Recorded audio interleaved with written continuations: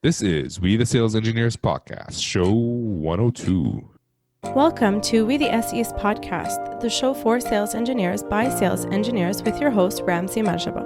All right, Benny, what's going on? Not too much. I mean, it's a beautiful Monday morning this Again? morning. Again?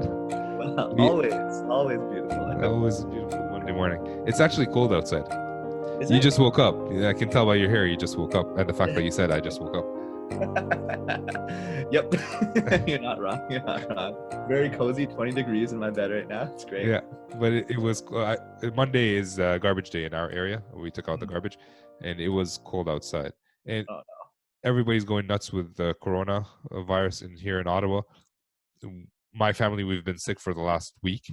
Not corona, flu confirmed, but we didn't test for corona, but the kids had it, and then we have it. And from what I understand, I might be wrong, kids don't get corona. They might be carriers, but they're asymptomatic. Hmm. So they passed it on to us, the flu, and we got sick. And then my wife went to Costco when she got better, and she was there for like an hour in line to get out because everybody was fighting over garbage bags, not garbage, over toilet paper. Yep. So stay safe, folks. Stay safe Yeah. and be kind to one another. Don't fight over toilet paper. Exactly. Even just like there's a lot of cool stories coming out of like even China, Korea about, even if people are isolating themselves, grocery stores are still open, essentials are still open. So those things that people are killing each other over toilet paper, I don't know, other quote unquote necessities. Supply chains are crazy nowadays. Your neighborhood store will have it in no time. Don't go crazy. Don't hurt people. Be kind. Be civil. And Well, I understood in Italy, like they have a shutdown. Everything's closed. shut down except for grocery stores. So Except for essential- grocery stores? Yeah. All right, well, I'll let my wife know. Yeah. Is Amazon closed? That's the most important thing. Or what's that close, sorry? Amazon. Amazon, right. Amazon.ca or .com? Amazon will never close. We Yeah. could be in the apocalypse and they'll still be Amazon Prime running. Yeah. All right. So this, all right. This is a bad start to an intro, but let's talk about our guest today. Our guest, his name is Trevor, and he's a hybrid SE. Woohoo! Another one like me, and we have a lot in common from what I saw during the conversation, and I really hope you guys enjoy it. Any thoughts before we go in, Benny? Yeah, no, I definitely a big highlight was the fact that he was a hybrid SE as well. It was cool to compare and contrast your experiences. Also very cool, the audience that he's selling to, a very technical audience, scientists, those with their PhDs and all that. And that presents its own fair share of challenges, but also can present a fair share of opportunities, as you pointed out in the show. So definitely an interesting one, very cool show, and I hope you all enjoy it. Yep, and he's selling two PhDs while not being one. I think that's the big distinction. He's not a PhD, but he's selling to those folks. So let's see how we overcome that. Let's jump into the show. Good morning, Trevor. Welcome. Welcome to episode 102. You're very welcome. Thank you for coming on. I know it's crazy right now. So we're recording this in, I guess, I don't know what the midst of the Corona scare is, but it's been a few weeks of Corona scare, at least here in Ottawa. How are you doing? I'm good. No Corona for me so far, but we'll see. All right, good. Let's keep it that way. I found, like, I don't know if it's an accurate representation, but they were talking about the differences between the screening in Italy and the screening in Korea. Uh-huh. And in Korea, they were screening everybody. In Italy, they just screened those who have, who show symptoms. And between the ages of 20 to 29%, 29, only 3% of the population is has that. So between that ages, whereas in Korea, it showed that almost like a lot more people between those ages carry it. They're just asymptomatic and they're just spreading the disease around because they're not being tested.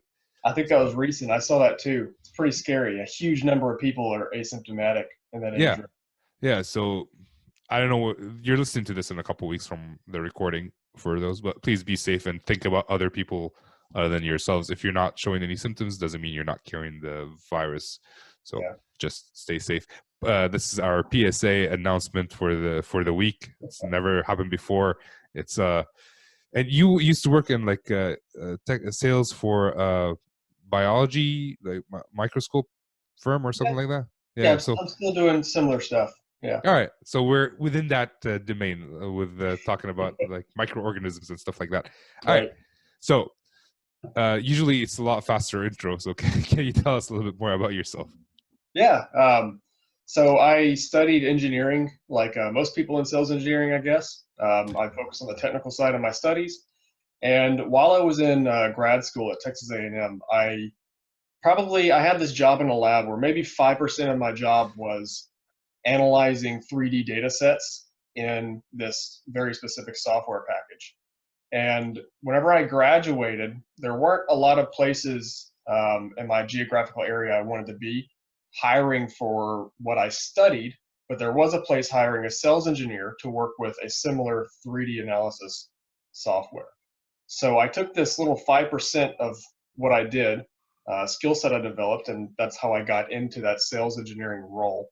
And I did that for about 4.5 years, where I was just sales engineering for the software package. And then about a year ago, a little less than a year ago, I switched to a hybrid sales engineer / account manager role at a much smaller company.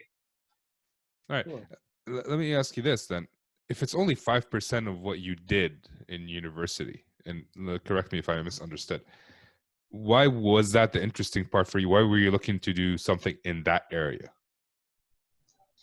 Well, I think like I hear most people that get into sales, they kind of fall into it. It was a really interesting small percentage of what I did. So yeah, I studied radiation, and people use radiation for imaging, and the software to look at the images that come from these, or to look at radiation produced images, are pretty complex. So it's all tied together, but it's not like I studied this type of software or software engineering or anything. It was just a tool related to the field that I did study. Okay. Maybe the 5% is kind of an undershoot, actually. Okay. No, that's fair. Because when I went to university, I studied, my major was communications engineering, and most of the stuff that I did had nothing to do with what I ended up working at. It was like, it's university is so vast that it always ends up being 5% of this, 5% of that, 5% of whatever, and then you choose whichever one you want. Right. So, yeah. All right. So to that point, though, if you don't mind me asking, maybe the two of you actually, even when you do have, let's say, the 90 to 95% of your, background not being addressed by your job, was there ever, and I guess, Trevor, like you've kind of now moved into a role that allows you to practice what you studied in school a little bit more, perhaps. Is there ever that desire to go back and maybe use or leverage what you focused at in school within your career, and maybe just use that initial role as just a starting point to get there? Yeah. I think for me, that's always a big temptation, because I really liked what I studied. It was just a lot of fun to study that. So getting away from that was kind of difficult, but I still enjoy what I do now. So it's choosing between something that I liked in the past and something that I like currently. I'm going to like it either way. So the temptation isn't strong enough to actually pull me in that direction, or has it been so far? Okay, cool. Yeah, and I guess life's such a long journey that there's always time to kind of bring in those things that you learned back then into your future roles as well. So find happiness wherever you're at. It's a good old mantra to live by. Right. Well, from what I've seen, like my personal experience in high school or in school, I wasn't great because there wasn't focus. Like I had to learn a whole lot of different stuff, especially in Lebanon, where I had to learn history, geography, translation, like civics. I don't even know what's called. Is it civics in English? All right. Math, physics, chemistry, biology, all of these, French, English, Arabic, all of these. So I wasn't good in high school. Then I went to university, and it was a bit more focused. I was able to pick whatever I enjoyed doing. So I got a lot better. And then in my career, I was able to focus even more on that subset that I enjoyed. So like thinking about going back just to gain some other experience, I'm not sure. I always like to look forward, because right now I have a family. Like I'd rather do something new that would help the family versus going. If I wanted to do something fun, I would go like take a jiu-jitsu class, right? Versus going back to university to study something else. That's just my my personal take. Right. Yeah. So who are your customers, Trevor? Mostly scientists. So the software I supported initially in my first job as just a sales engineer. So it was a very flexible software. So I served a lot of different industries and a lot of different types of customers. So academics, government, uh, industry, etc. Now at the smaller company, the software is a lot more focused. So right now, all of my customers are biologists in academia. So somehow related to universities or doing studies like in the US, we have the National Institutes of Health. So people there. Okay, cool. So And what? Sorry, go ahead, Biddy. Sorry, I was going to ask, at what level of conversations do you find yourself having with these people? Are they very technical conversations, or do you find you're able to get away without being as technical? How are you finding it? Yeah, I think it varies so much by the individual, but I do have to. I'm not a biologist by any means. I sucked at biology, but I do have to know some of the very basics of it and to pick up on what they're talking about technically pretty quickly. But for the most part, if I kind of pitch myself to them as I say, look, I'm not the biologist, you're the expert. I'm the expert at the software. So by the time we combine our expertises and you learn the software and I help you learn it, you're going to be much better at it than me because you actually know what you're doing inside of it compared to me. So I can kind of get by without being on their level by saying something like that. That answer your question? It does, yeah. No, thank you. So a couple episodes ago, we talked about discovery, and a big part of discovery is actually understanding what the customer wants and what they're looking for. And I'm kind of in a similar boat with you, where I'm not talking to scientists, but I'm talking to engineers who write the standards for the stuff that I'm selling. Yeah. Right? So a lot of times, like, I kind of have to wing it, and the discovery is incomplete. I have to go back and do my I do a discovery, understand a little bit what they want, go back, see what we can do, and then I have a bunch more questions that I need to ask them. Is that something similar that you've seen in your role, or Yeah. how does it work? There's a lot of back and forth, and I use those questions that I have. It works out pretty easily or pretty well. I use those questions I have to get more out of discovery. So if I just follow up with somebody and say, "Hey, how's it going? Just wanted to see how things are going," that's not a very strong question, and they really have no impetus to answer me. But if I come back and say, "Hey, look, I'm looking at your images.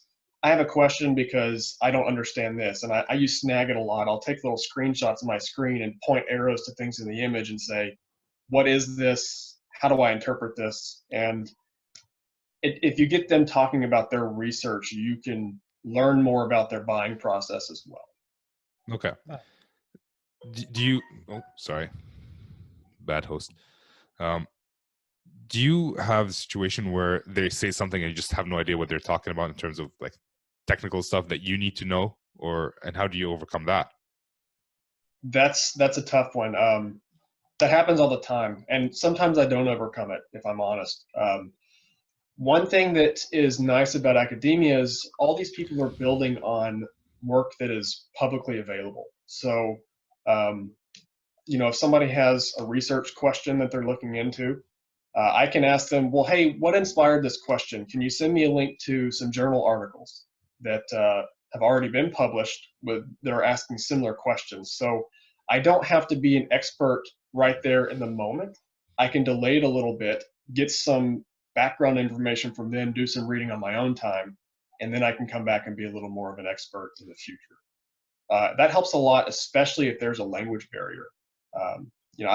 If somebody speaks bad English, it's way better than me trying to speak whatever language they speak because I only speak English. So I would never, complaining about bad English isn't really a complaint. But it is a problem sometimes. So that helps in those situations too. Yeah, it's a challenge. Yeah. And a lot of people like in Canada and the US are not from Canada and the US. Right. Like I'm Lebanese. Benny's parents didn't. Are you first generation or second generation? I am first generation. Yeah. Yeah, so a lot of people are like that, and that's something we just have to go with. Sometimes my Arabic comes out because I don't speak English very best, so we something we have to go ahead. I think Benny has a question. Yeah, you mentioned something that was pretty interesting there around this idea of almost making yourself vulnerable and using your ignorance to find out more information about that discovery process. What was that like the first times you did it? Did you feel good going into those questions, knowing that you might make yourself look bad, or was that even in your mind at all? I don't remember the first time. It's kind of natural. I mean, it is scary. But it was a way that helped me get over some fear that I had. So probably 95% of my customers are PhDs, which automatically puts them at, I mean, they're all more educated than me, right? I have a master's, but sometimes they'll assume I have a PhD just because I'm speaking to them. Mm-hmm. So I really can't win like a battle of wits against these people. And I can only get so close to their level because they know so much about their topic that they're researching. So it's kind of expected I don't know as much about them, which is nice. But I find that using a little bit of self-deprecating humor, finding jokes to make about how little I understand about what they're talking about goes a long way. But just getting used to that, man. I'm sorry, I don't remember like how that process occurred, but I'm pretty comfortable with it now. No, I think that makes sense. The dynamic you brought up too, the fact that all of them are PhDs pretty much that you're talking with. I mean, they're going to have such a focused area of knowledge, and they're probably the only people that know about certain topics around the entire world. And people like that, they kind of like having their ego stroked by having questions asked about these topics they know so much about. So that idea of self-deprecating humor, I think, is really smart as well.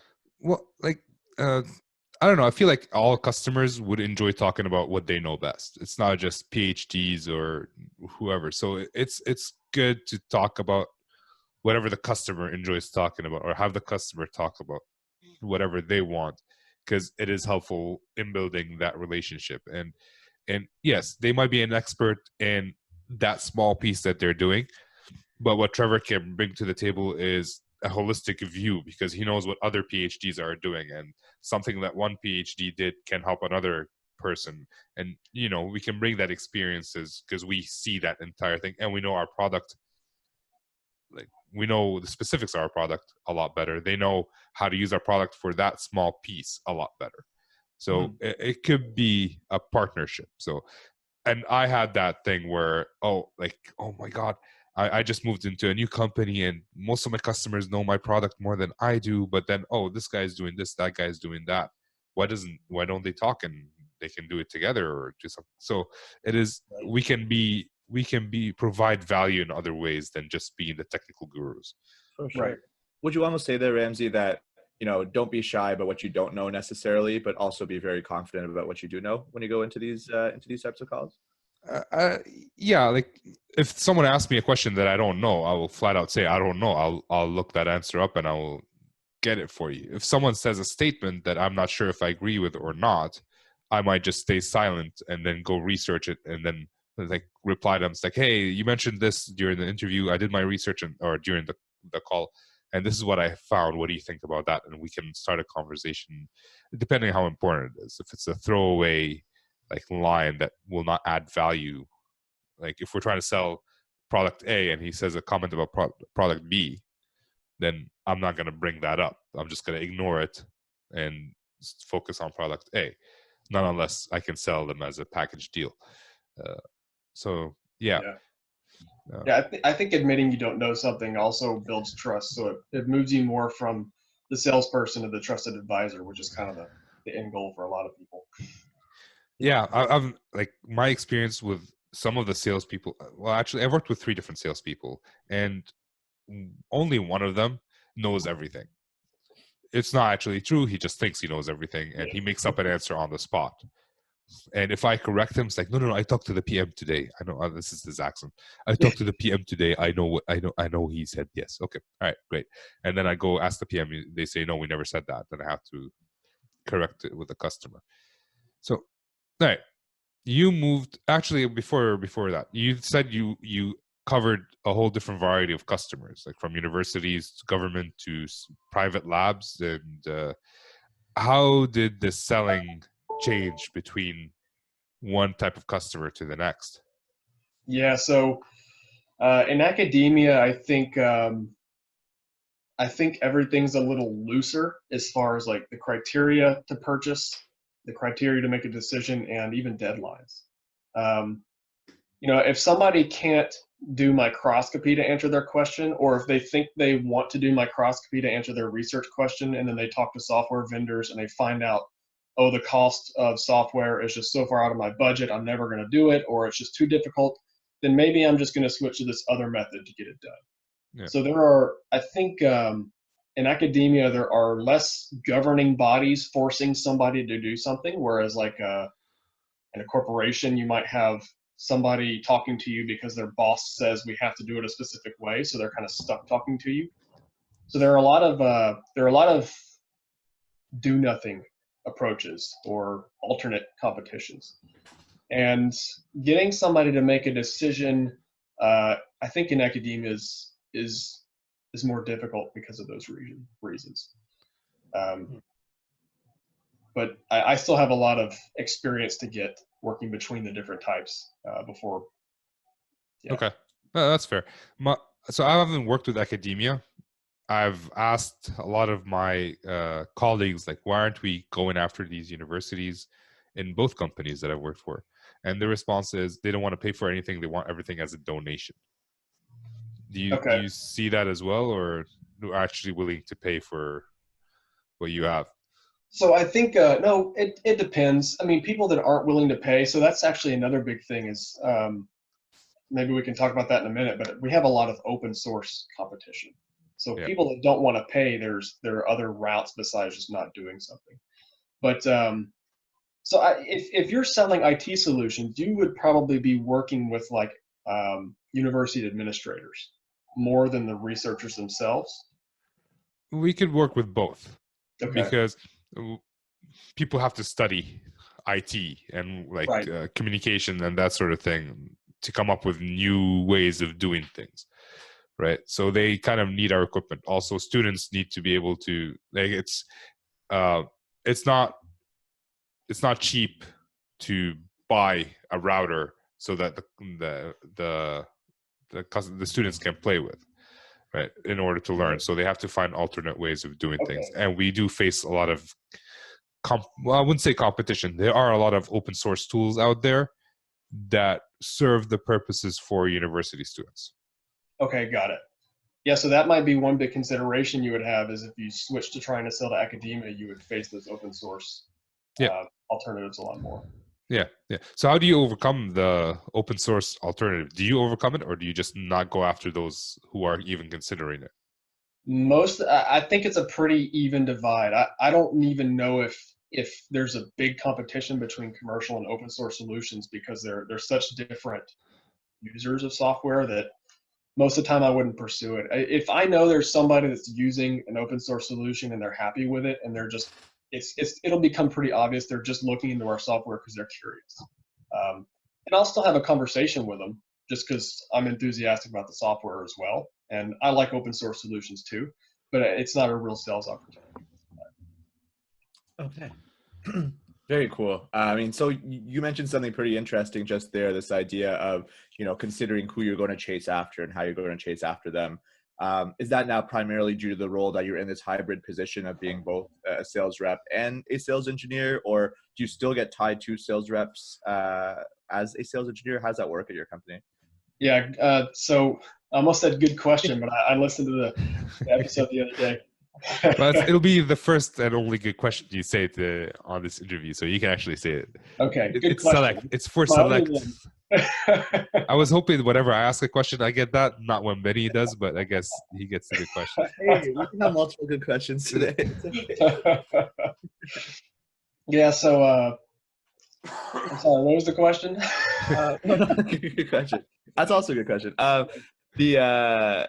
So the structure at your organization, kind of being a hybrid sales rep and sales engineer, are you just kind of working as a solo practitioner in this regard? Do you get tied to sales reps as well? How does that work?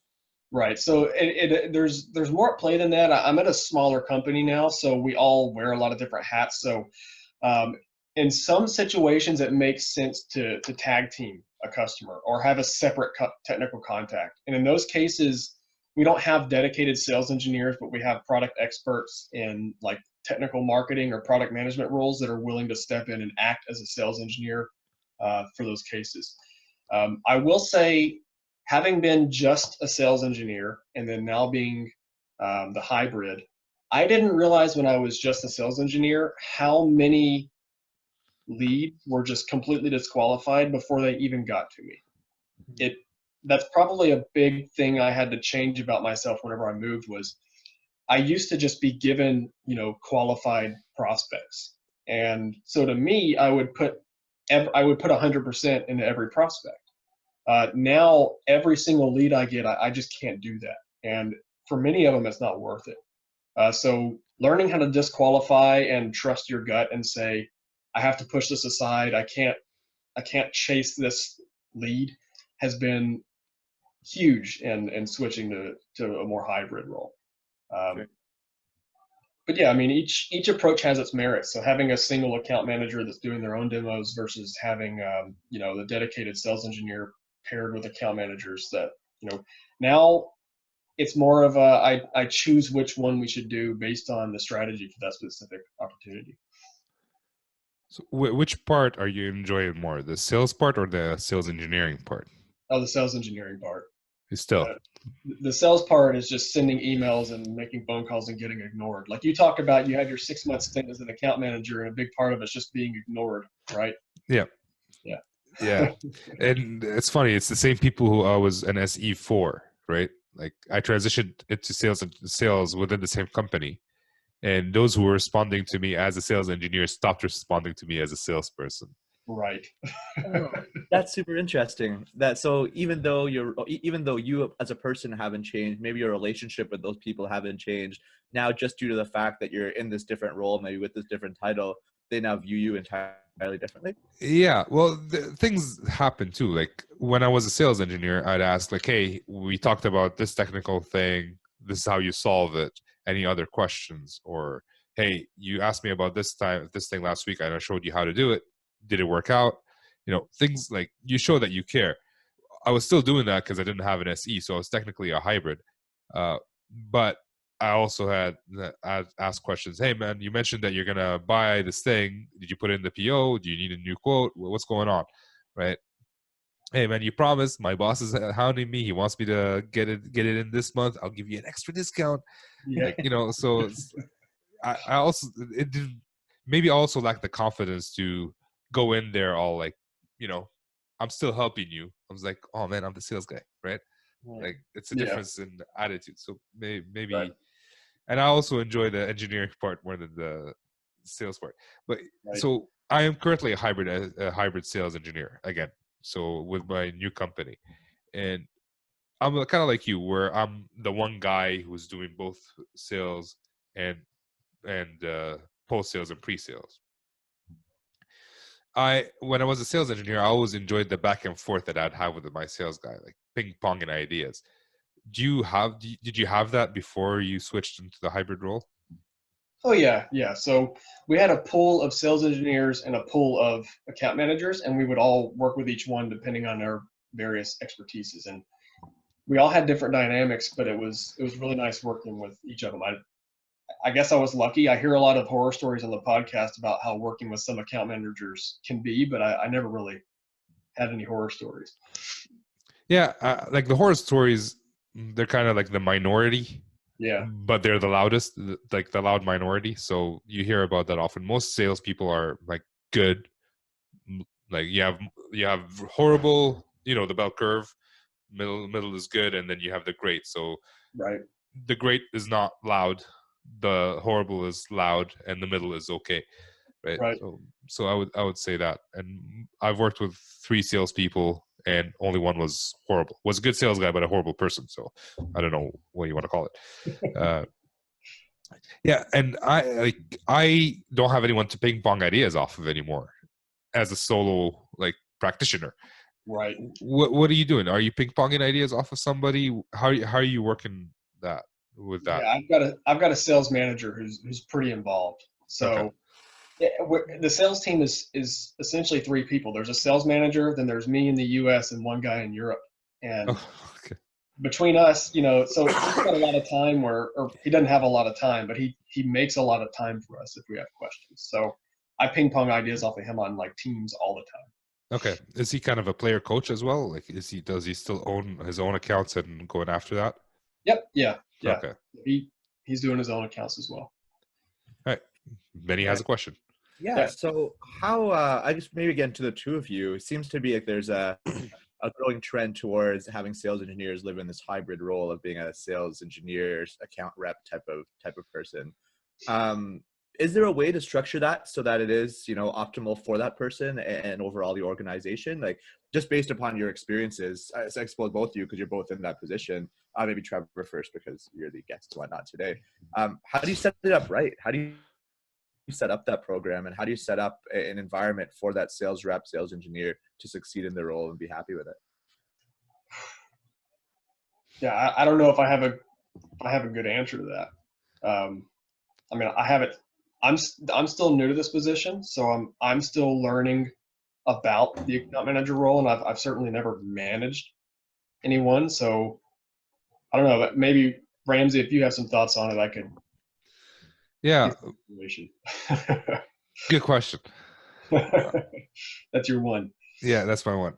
Well, from my perspective, from what I've seen, most SEs who go into a hybrid role usually go into that, try to transition into a full-time sales role.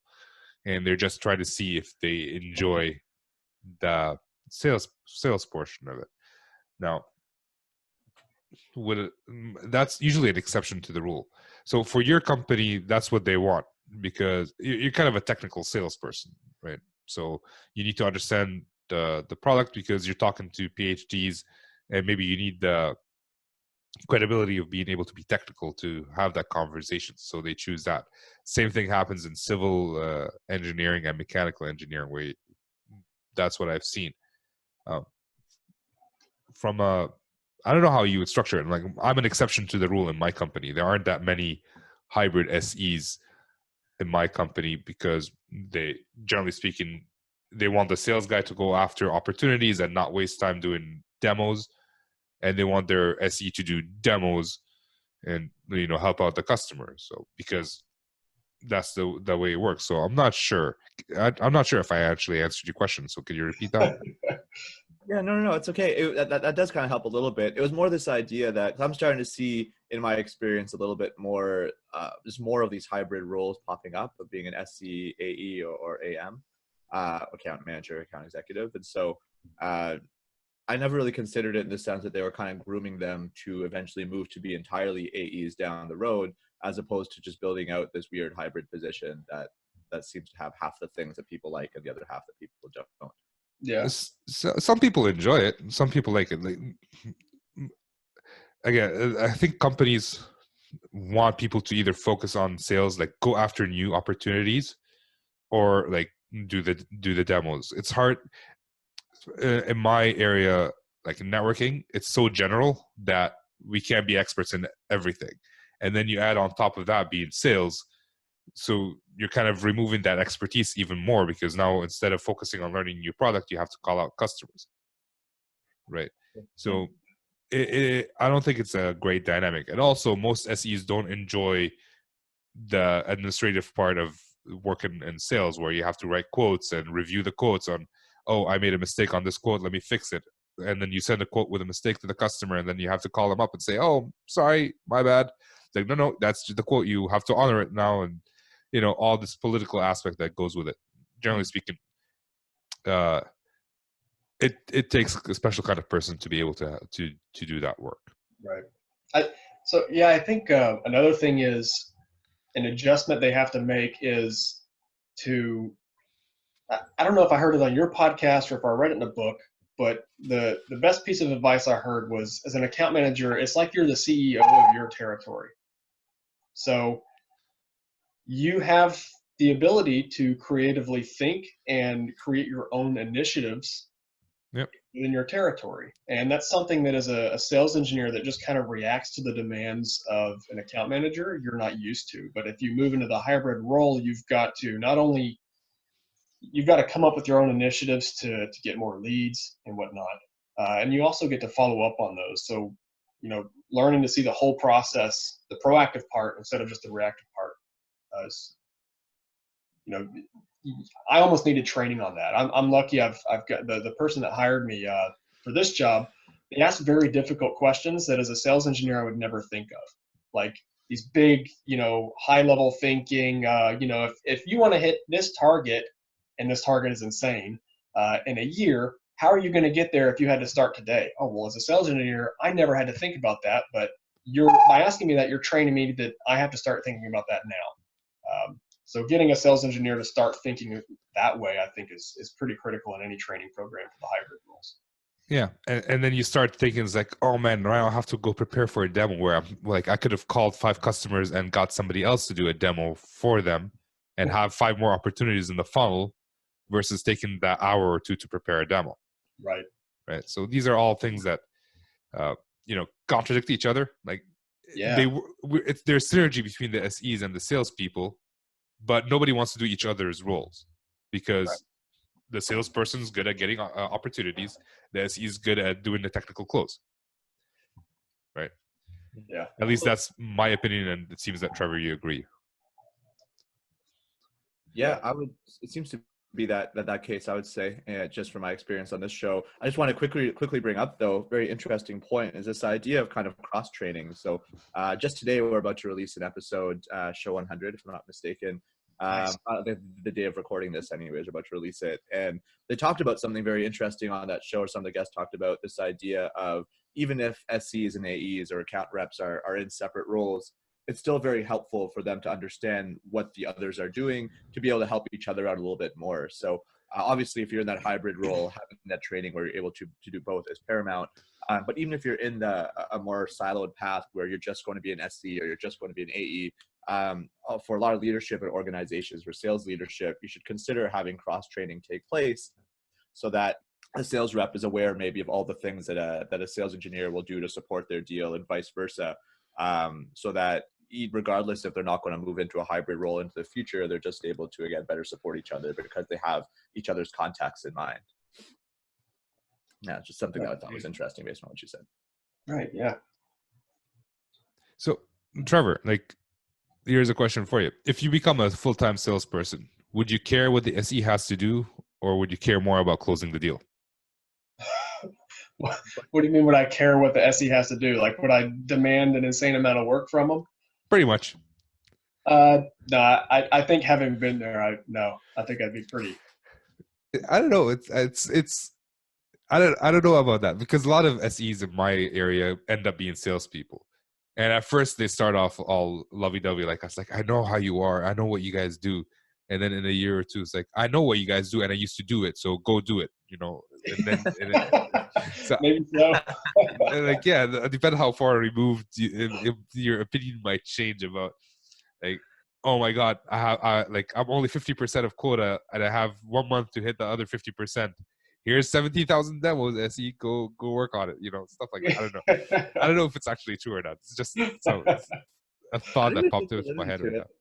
I think there's something to that. I mean, I came from the product world, and I have some friends that moved to sales from the CS world. And, there's sometimes some promises that are made on the sales side that need to be picked up by the product and customer success teams after the sale. And when you live that other life of having to pick up for what sales said in the sales cycle, you come into the sales side saying, don't worry, I'm never going to promise those things. I'm never going to, make you guys work harder than you than you have to. Then you get there, and like you said, situations come up where because you know what you had to do over on the product side, it allows you to justify why it's okay to say, because you know it's possible. And sales is but always do it within certain guidelines. Yeah, well, like Mike Tyson said, everybody has a plan until you get punched in the face. Yeah, right. True. So if you're like, oh, I'm gonna be super nice to my SEs, and then you're so far away from hitting your quota and you're about to get fired, your livelihood is on the line, so things might change. That's true. Yeah. All right. Well, that's a depressing way to talk about this. Any other thoughts that you have about the hybrid role that you should warn people or encourage people to do? If you're moving into the hybrid role, so something I've found that has helped me is if you now you can take this the wrong way, but if you try to make your softer activities, so the more account manager activities, as technical as you like, you're more likely to get them done. So, like weekly reporting, I hate PowerPoints. I avoid PowerPoint at all costs.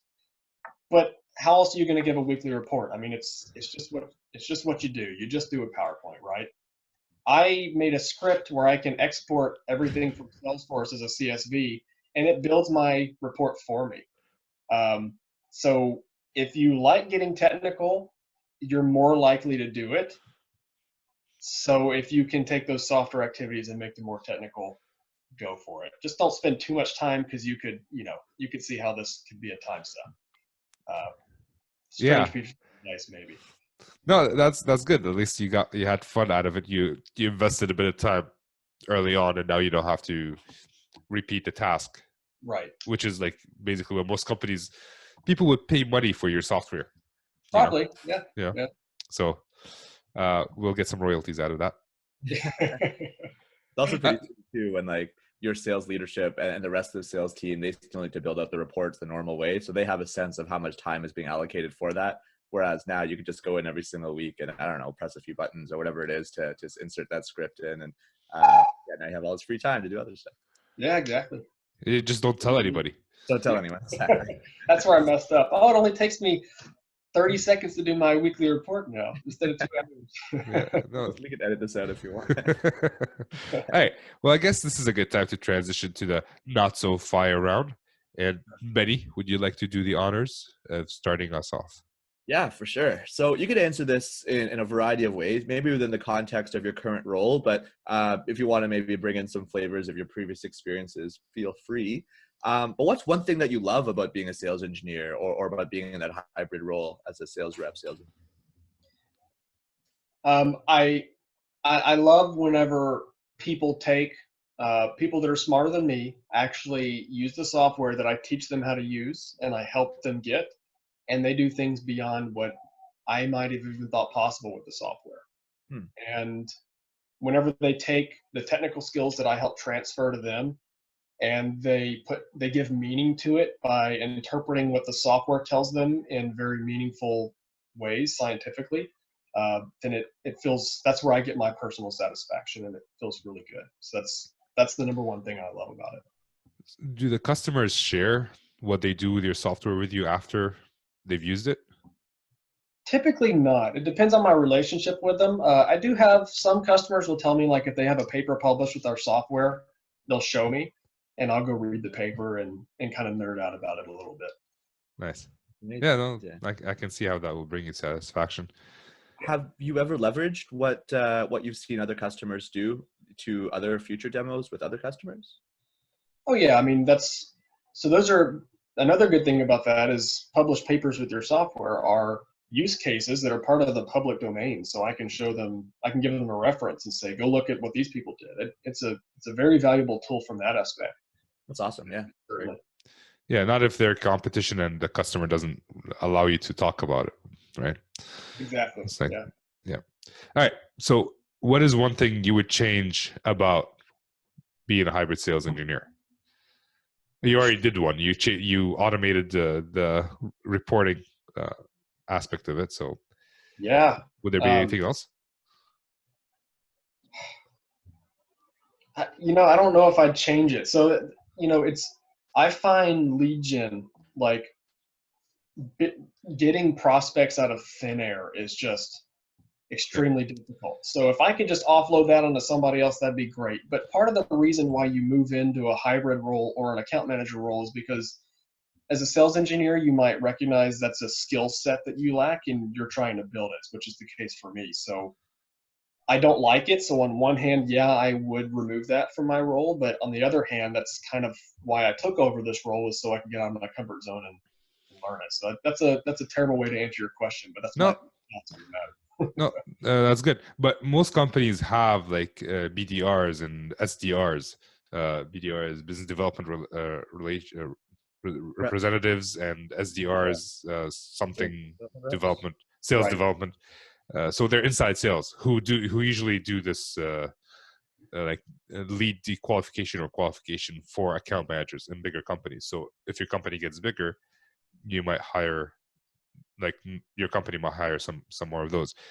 Speaking of like working on your weaknesses, you seem to want to work on your weakness or bring up your weakness so you become a complete package. Is that why you moved into a hybrid sales role? Yeah. Okay. All right, cool. All right, I guess that brings us to the third question now. In the time, like in your career, what are some books or resources that you'd say every SE should read or get involved with to better themselves? Well, it sounds like I'm sucking up at this podcast is one of them, because it's like the first podcast about sales engineering. So, Thank you. The source. I'd say the one resource that every SE needs to read is, I really loved Mastering Technical Sales, but before SEs even go buy that book, go to John Kerr's website and just look at the free. He's got like 6 or 7 free white papers on there. Just go read those. That's the bare minimum that every SE should do, I think. And I think after that, you'll see the value of the book and you'll want to go get the book. But even if you don't, you should look at those. So in Mastering Technical Sales, the website, he doesn't have a blog section, but I think he has a like news button at the top. I'm trying to open it right now, but Something like that, yeah. Yeah, so it's like it's not click on the news. Actually, we'll put a link to it on the show notes so you can actually get there. They're all PDFs. They're not blog posts. They're PDFs, so you get to read those. I'm just stating that because I found it. It took me a while to find that. I don't know if I was being slow that day or not, but let's just blame my slowness. All right. So, question before last: what separates the great sales engineers from the not so great or okay ones, or even the horrible ones? Betty, a desire to improve. I think when sales engineers walk into a demo and they feel like they can walk in, show off how smart they are, and then drop the mic and walk out. And people might say, "Well, that's a really smart person," but they didn't communicate with me at all. So, we all kind of come in this role from technical backgrounds. So, try to improve your soft skills and pay attention to the advice you get. And I think that's it. Okay, that's very good. I think almost agree. A lot of people agree that you want to learn. Like SEs, the great SEs want to learn more. I mean, I talked to Dwayne De Silva. I don't know, few months back. He was an SE at SAP, and he just took it upon himself to learn blockchain, like on his own time. Wow. It helps him with his work, but like he's been there for 20 years and he's still trying to learn, and he's writing books, and so it is always like SEs want to learn more stuff. Right. All right. Also kind of speaks to what was mentioned in some previous shows. This idea of back in the past, technical skills were one of the most important skills. Maybe like 20, 30 years ago, technical skills were what was most desired out of executives at buying organizations. They wanted their sales engineers that were presenting to them to be very strong on the technical side. But nowadays, there's a little bit of a shift where that's not as important as being able to influence, to be able to communicate effectively with them, to be able to be a team player. All of these soft skills, as you describe them, are far more important to a lot of buying executives and leadership teams at these buying organizations over the technical skills, because the technical skills could be searched. They could be, I don't know, they could just be looked up, really is the easiest thing. So yeah, you're right. Having those soft skills, developing those are huge. But I don't want to conflate the two. Like you still need the technical skills, because like let's say Trevor is going to convince someone to buy their product. He needs to know the technical parts of it to be able to actually ask the right questions to lead them to their strengths. So it's still there. Like it's not like you let go of the technical stuff. No, it's you still need the technical stuff, and you have to add on top of it, build on top of it the soft skills. So, all right. If people want to reach out and chat with you, where can they do that, Trevor? Yeah, so I'm on LinkedIn. Trevor Lancon, Lancon is my last name. I'm also on Twitter. It's at 3D Trevor. So 3D Trevor. All right, let me add you. Hold on. Yeah. I'm gonna add you. How what type of content will people expect over on the Twitter side of things? Oh man, I don't know. I mostly. I already follow you. Nice, perfect. I think I follow them with the SEs as well. So most of the stuff I post on Twitter is I'll make quick videos showing tips of how to do something in our software and share that. And that's actually a tool. So you can do an advanced search on Twitter and save it. So I have an advanced search saved of all my quick tips, which are all less than a minute. And there's like 40 of them now. And if somebody's learning how to use the software, I can send them that. And instead of having like big, long YouTube videos, they've got these little snippets by topic. So social selling, like this is part of social selling, and this is something I've been wanting to talk to people about. How has that improved your ability to sell the product, if any? It's hard to track. It's hard. It's really hard to track. That's the thing. So I don't know how many people are seeing our software and trying it because of Twitter. I don't know anything about that. But it's more about interacting with the customers that we already have. Okay. And showing that we can support them. So it's actually one example is, if a customer asks you, if you show something on Twitter, look at this great feature we have, here's how to use it. And a customer says, hey, I tried it and this happened. Is that supposed to happen? Well, it's a public forum, so people get to see your response to technical questions or technical problems, or they get to see your technical support response publicly. So if you're good at that, it shows that off as a strength. Oh, that's a problem. Look, have you tried this? Here's a workaround. And they say, oh yeah, it's great, or whatever. Then, it kind of helps you demonstrate your technical support side, which people worry about when they're buying software. So are you supporting them, or is there a support team that answers the questions? It's kind of fluid. I support most of my customers. Okay. If they have better rapport with somebody else, they'll go ask them a question and that person will help them. Okay. Yeah. On your Twitter profile, though, is it you that's answering those questions, though, or is it somebody else that's going in there and answering? No, it's my personal account. Yeah. So it's not all work related, but most of it is. Okay. We do have official capacities to answer technical questions as well. Cool. Awesome. Well, I think that's a whole different podcast that we can just delve deep into. So let's just end it there. Thank you very much for your time, Trevor. Any closing thoughts before we head out? If people ask me, or I've been asked before, what's, if you had any advice to give a sales engineer, what would it be? And my advice is just shut up. Be quiet. Like, the less you talk, the more the customer can talk and give you discovery and give you insight into what they want. And your sell improves, or your ability to sell improves a lot, I think, if you can be quiet. That's good advice. Yep. Yeah. Just shut up. All right, man. Well, thank you very much for your time, Trevor, and we'll see you soon. Yep. All right. Benny Kanungo. We just finished our interview with Trevor. What did you feel? How did you think about it?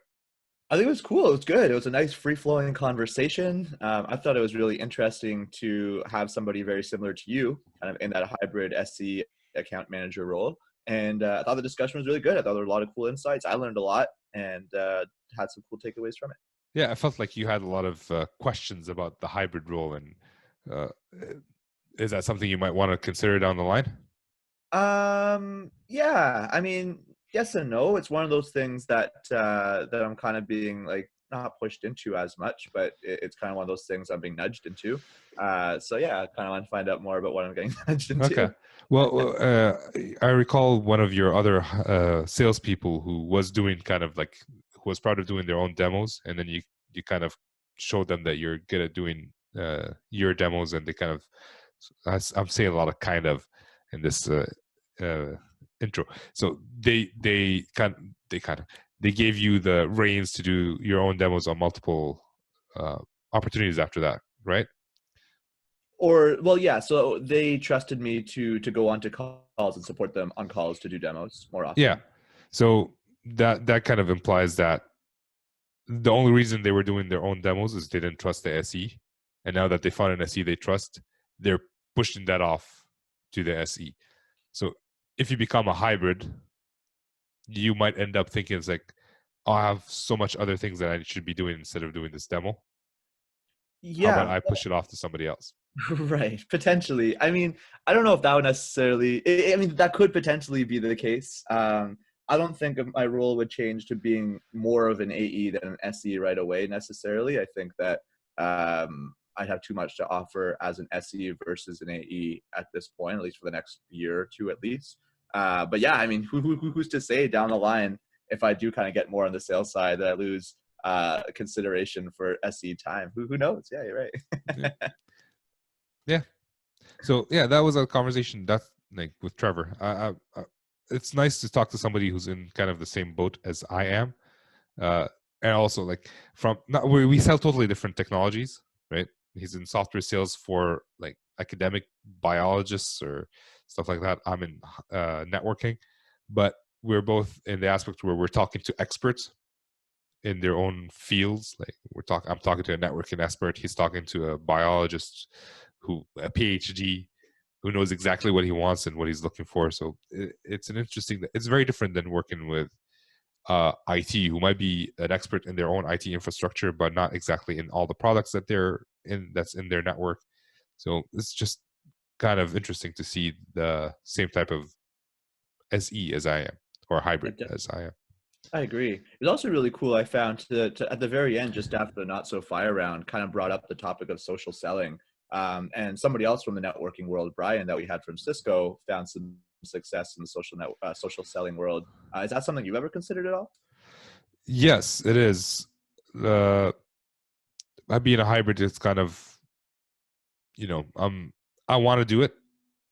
Like it's in my goals to have, like, I want to do 2 YouTube videos, but also we work for a big company, not as big as Cisco, but they like to control whatever's out, like in terms of social media or whatever. So we'll see how that goes. I'll probably create a couple of YouTube videos and send it over and see if they agree, and we'll go from there. But yeah. Very cool. All right, man. Well, let's not make it this any longer than it has to be. Let's just pull the Band-Aid off as fast as possible and call it a day. Sounds good to me. Have a good one. So this is Ramzi, and for Benny, we're signing off.